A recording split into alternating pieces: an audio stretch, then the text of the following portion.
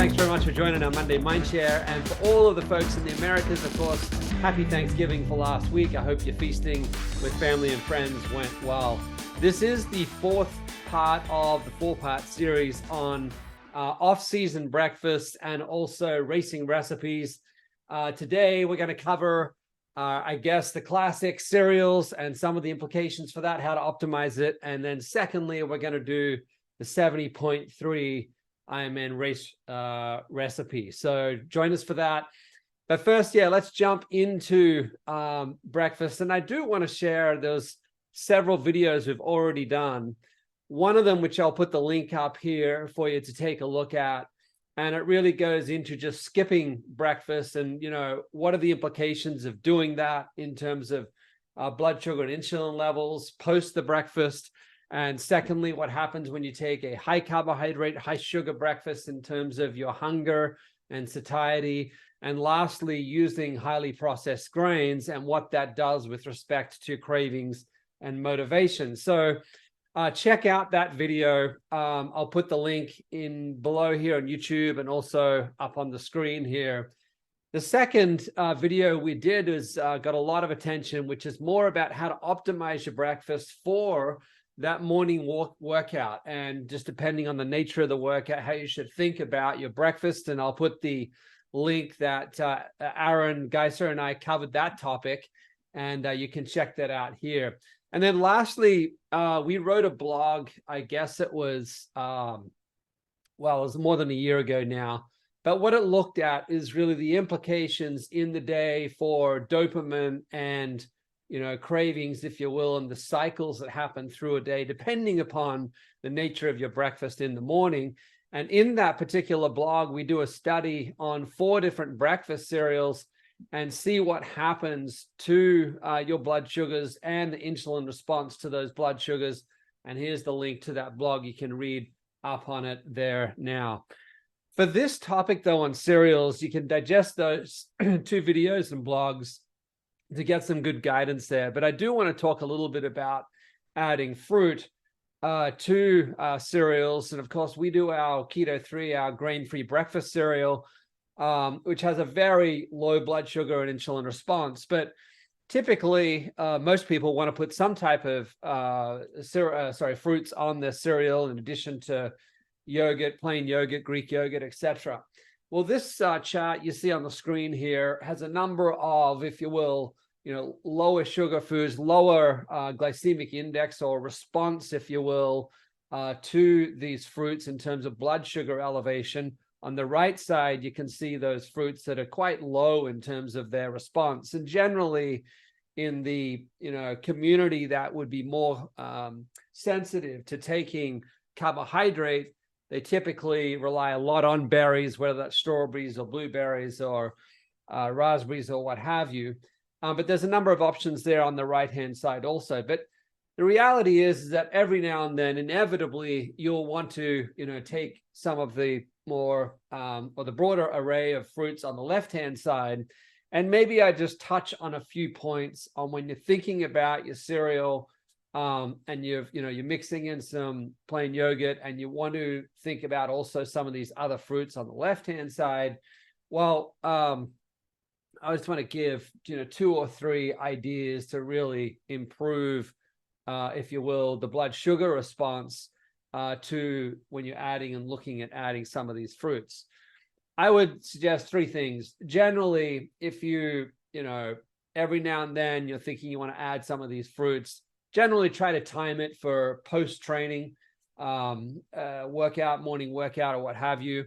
At that point, your channels between the circulatory system and the muscles, those channels will be open to take blood sugars in fairly rapidly. So, if you do have a little bit of an elevation because of adding some of this fruit, it'll rapidly come into the blood and out of the blood, I should say, and into the muscle cells in any case. One thing to think about with any of these fruits adding, whether it's the left or the right, is, really a lot of the desire for the fruit is the flavor. And what you should think about is, how much of the fruit do I really need to have to satisfy that flavor?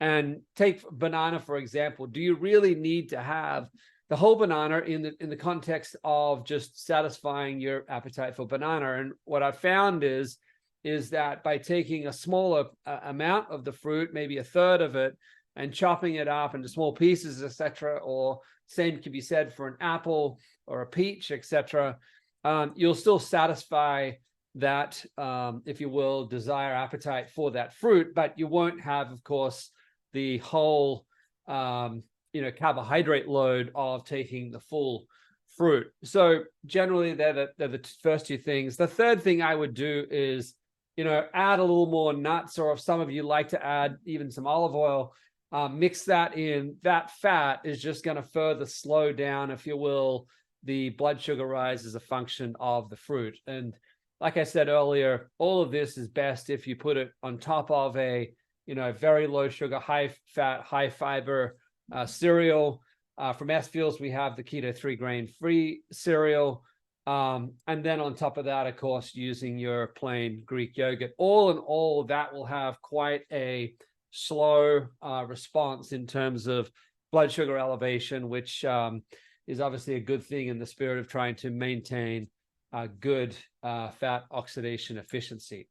So I hope those 4 recipes over the past 4 weeks will be helpful for you on thinking about how to optimize your fruits and cereals, I should say, for morning breakfast, and help to maintain good fat oxidation in the off season. Okay, so let's now jump across to, we said we wanted to do 4 racing recipes. We've done the Ironman, we've done marathon, we've done ultra marathon, and today what we're going to do is the 70.3, or the Half Ironman, as it's maybe better known as. And like we've said in all the other recipes, the core principles of what we're trying to do with these racing recipes is avoid bonking by having a stable energy throughout the race. That means that both in training and on race day is really having the flexibility to move between fat and carbohydrate, oxidize both of those substrates and even glutamine to support a more balanced, consistent energy through the race. Secondly, by preserving glycogen and burning more efficient fat oxidation, be able to preserve glycogen for the latter part of the race to finish stronger. And with all of this, because you're burning fat efficiently, your need, particularly on the run, in terms of the amount of carbohydrate that you need is less. And because of that, you can reduce and mitigate gut distress. And there is some nuances here between 70.3 and Ironman, largely as a function of, obviously in a 70.3, and even if you go down to an Olympic distance triathlon, the intensity is higher. So there are some, small tweaks and refinements that you can apply that really can facilitate even better performance outcomes. But let's go to the night before, and then the race morning, and then during the race, like we've done in all the other racing recipes that we've put up. So the night before, like we've said, keep your protein simple, easy digestible: fish, chicken, eggs, sushi. These are the classic quality proteins that, do not have a big tax and overhead, if you will, on digestion. Your starches, keep them small, but have some. Keep it complex, meaning some rice or potato, sweet potato, but cook it and slightly cool it. And that will just help to take a little bit of the edge off, because some of that carbohydrate and starch is going to move back into a resistant starch, and it'll have less, insulinogenic response because of that. If you're going to have a little bit of fruit, have it with some, Greek yogurt, etc. Just a little bit of sweetness to cap the night off. Avoid, obviously, like we've said in the other recipes, all of your alcohol, desserts, juices, sodas, and of course, ice creams and caffeine. And this is really just to, not put a big load on an insulin response overnight, even though there's, it takes 6 hours, most of that insulin will have cleared through the system. But even still, we just want to, take that risk off the table.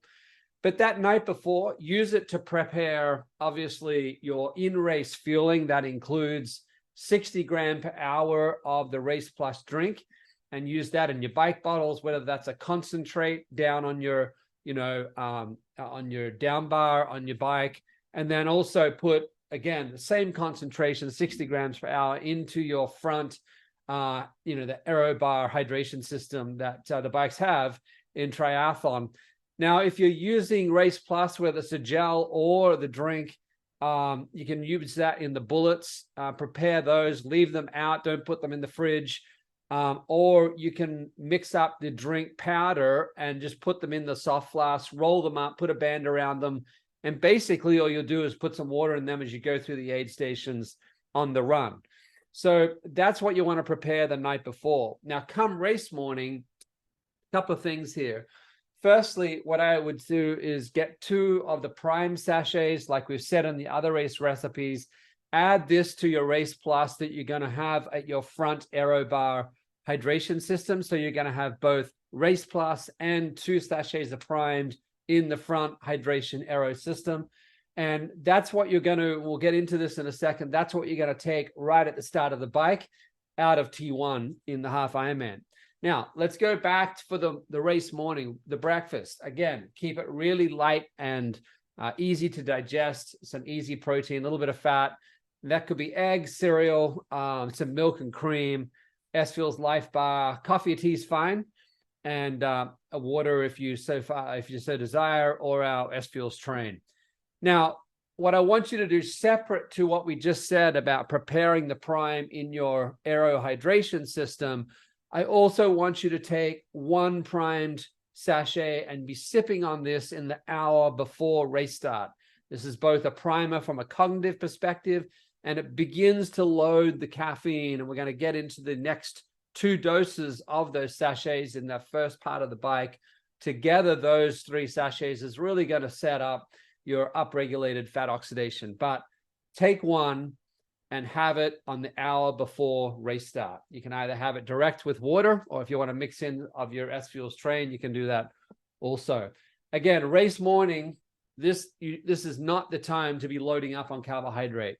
High carb cereals, breads, baking, juices, candies, and gels, they will absolutely spike your blood sugars. That will respond with an insulin response that is going to essentially switch off your fat oxidation. That is the last thing you want to happen going into a 4, 5, 6, 7 hour endurance race.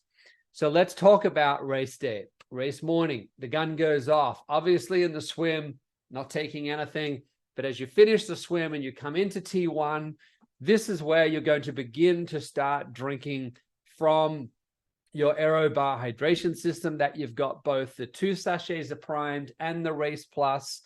And really you want to be consuming those 2 sachets of Race Plus in that front hydration system in the first 30 minutes to an hour. Ideally in a 70.3, because the bike can be 2-3 hours, etc. You really do want to be consuming that in the first 30 minutes to 60 minutes so that you're getting that aggregate, the 1 sachet of prime before the race and the 2 on that first 30 to 60 minutes. You're getting the aggregate of those 3 sachets beginning to have that upregulation of fat oxidation effect. And the better that can happen earlier in the race, it's going to help you have that elevated level of fat oxidation for more of the race. Okay, so after that first 30 to 60 minutes, of course, you just keep drinking with your 60 grams per hour of carbohydrate, your Race Plus that you've got in your concentrate in your down drink bottle. You're going to squeeze that as you go through the bike into the front of your hydration system, and then you'll put water in it as you go through the aid stations, and you do that all the way through the bike. Obviously, some people just take the concentrate direct into the mouth and they swig it down with some water from another bottle they have on the bike, or obviously they continue to put water in the front aero bar hydration system. Whatever you prefer, but just work it out. The number of hours multiplied by 60 grams per hour, that's what you should be shooting for on the bike. So you finish the bike, you come into T2. Now, what I would suggest for most of you, because this is a higher intensity triathlon, you want to finish the run strong, and you want to lower the rate of perceived exertion. So as you get into the run, and it really, the feeling of the challenge of the race becomes very apparent, using caffeine there to take the edge off that perceived exertion. and you can do that with another dose of primed. And I would just do that in T2. Either have a soft flask there or a bullet.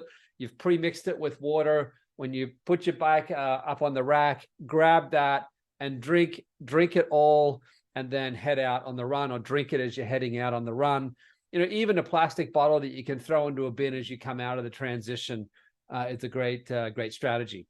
On the run for 70.3, I would be targeting, though, between 30 and 40 grams per hour race plus. Bring it down a little because your intensity is going to be higher. The mechanical movement of, running at a typically a heightened pace, it is moving things around the stomach. So you don't want a big load on the stomach.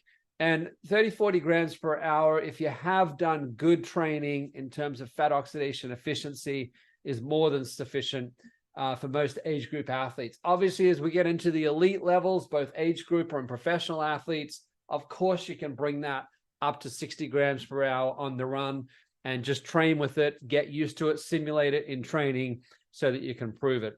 Anyway, keep drinking that through the run. And obviously, you're taking in water through the aid stations relative to, again, what you've tested in training, and you've simulated and understood how much water you need relative to the ambient temperature and humidity. Good thing to test that out and really get dialed in on what works for you. So they're the 4 recipes. They're up on our website now: the Ironman, the 70.3, ultra marathon, and marathon. A lot of consistency there, but there are some nuances for each of those recipes, and download them there off the web.